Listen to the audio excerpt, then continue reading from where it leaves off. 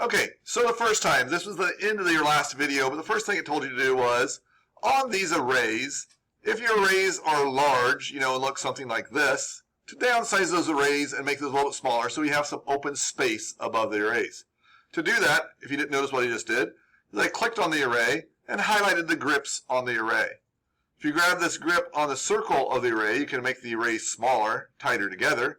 If you grab the middle dot of the array, you can move the array around into different positions.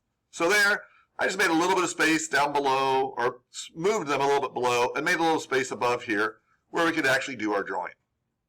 All right, so for our drawing, we're going to start by drawing a couple of circles. So we're going to go C, enter for circle. First circle we're going to draw over here right above this first array, and start it approximately here. So there we go, I'm going to start my circle, get my rubber band circle coming out here.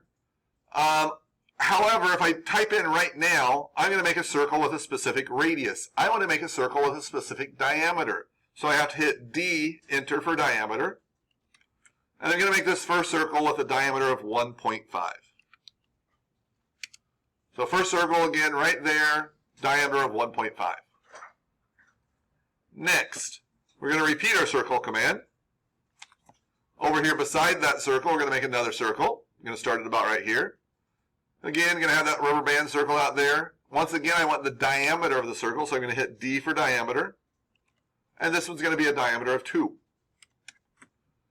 If your circles are there and looking approximately like that, you've done everything perfect. If your circle's there and your circle looks like it's this size, and it's taken up half your screen there, you just made a circle with a radius of 2 instead of a diameter of 2.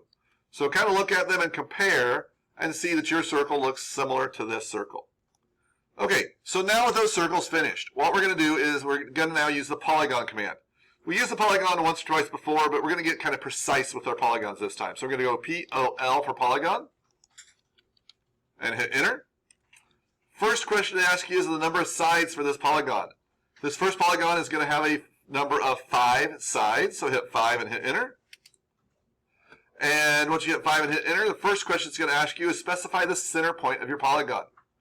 With your Osnap turned on, you're going to have to make sure your center point is turned on in your Osnap. So again, go over here to Osnap, make sure center point is on. And you're going to hover over the side of that circle, and it gives you a green dot in the center of the circle, showing you're connecting your polygon to the center of that circle. So you're going to connect there. Then you have to answer the question, inscribed or circumscribed. We want this polygon to go with the inside of that circle, so I'm going to do inscribed. And you see you can pull out this rubber band polygon there, focused and locked to the center of that circle. All right, next, I want the points of this polygon to touch that outside of the circle perfectly. So to do that, again, I'm going to make sure I use an Osnap. I have the quadrant Osnap turned on.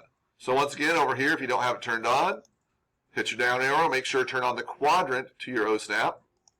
Come up here, pull straight up to that top quadrant, click, and you now have a circle that perfectly aligns the points of it on the edge of the circle.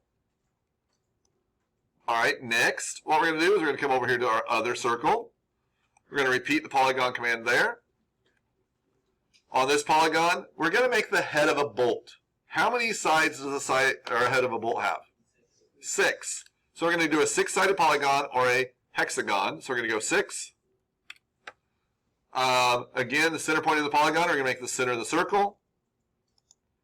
This time we are going to do circumscribed, however, so we're going to go circumscribed. And this time we're going to take the flat of that polygon straight up to the outside of that circle, again, that top quadrant. We're going to click there. Now that makes a circle a polygon that perfectly touches the circle to all the flats. The tangent points of the flats touch the circle all the way around perfectly. That's what a head of a bolt actually looks like. There's a little bit of a chamfer here on the edges of it, and that's what it looks like from a top view. So get that one in there, and that'll look great. Okay, so for our last polygon, we're going to do another polygon, so we're going to go polygon command again. This time we're going to do an 8-sided polygon. This time we're going to use the edge option. So we're going to go E, enter for edge. I'm just going to click here right above this array for my first point of my edge. And now notice what happens here. As I pull this out, I'm pulling out a rubber band edge of just the length of one side of the polygon. I want it to go perfectly to the side. So remember, if you have your polar turned on down here below, polar, when you go to the side, it locks in with that green dashed line, knows you're going perfectly straight. I'm going to go straight to the side, and I'm just going to type a number of 0.75 in. 0.75, and hit enter. And it made that polygon exactly 0.75 long on that side. So if I come up here and measure with my measuring tool, I'm going to measure, well, if I can get my measuring tool selected, I'm going to measure from there to there, and that's exactly 0.75 inches. On this other one, if I measure from flat to flat, it measures exactly 2 inches. This last one's a little bit harder to measure the point, so I just have to measure across the circle. So from the top of the circle to the bottom of the circle, again, you see that measures 1.5. So there are all of our different types. A 1.5 across the points, 2 inches across the flats, and a 0.75 long on that edge. All right, so there are those 3 polygons. Again, on those, you didn't need to put those dimensions on there. I was just kind of showing you that. So there's what those 3 polygons look like. So now next, the last part of this is you're going to take your screenshots, your snippings. So for this one, on the snippings, you're not going to do just one snipping of the whole thing. We're starting to finally get to some drawings that are very precise. On these drawings, these circles, these arcs, all had exact points where they had to meet. These arcs had to be perfectly tangent, had to be a perfect size. Everything had to line up just exact on these. You're starting to get to precise drawings. We're no longer doing drawings to where you click on the grips and you pull the sides of it out like this and adjust to make it look good. We're no longer doing that. You're now doing very precise, very precision drawings and trimming those drawings out to where they're perfect. And that's what they need to be when I turn them in, or when you turn them in. So I need to see those details. For that, these pink rectangles represent the different screenshots you're going to do.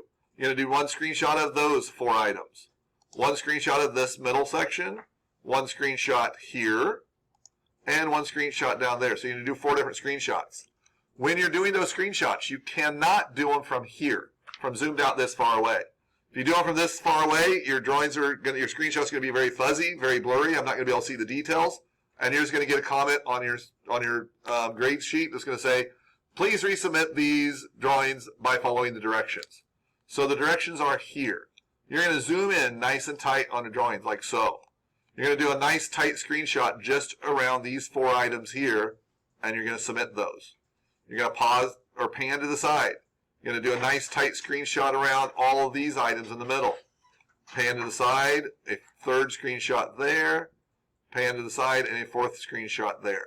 So you're going to do those 4 separate screenshots and submit those for Osnap Circle Practice in the gradebook.